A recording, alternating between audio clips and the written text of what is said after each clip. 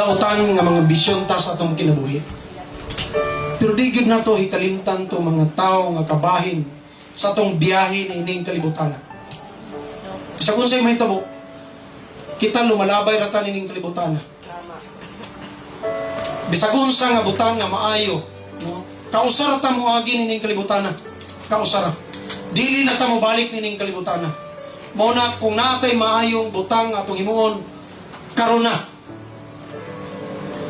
Karuna. Di na ta mo agi ining kalibutan. Nagtuko nga daghan pang mga tao sa Jensan nga dili mapalit o dili mabaligya sama ninyo.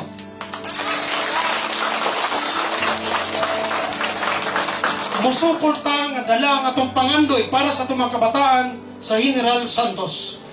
Dili para nga baligya ang ilang katungod.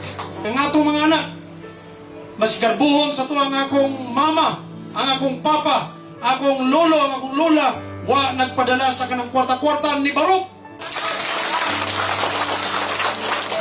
Ni Sukol. Mao na nga mayong among syudad, mayong among kaumon. Mapasigarbuhon na itong mga kabataan. Kanaragi na itong mabaon dito sa lubnganan. Dili kwarta, dili material ng utang, dungog ra, integridad ra, ang atong mabaon dito. Kung musukol mo, musukol ko.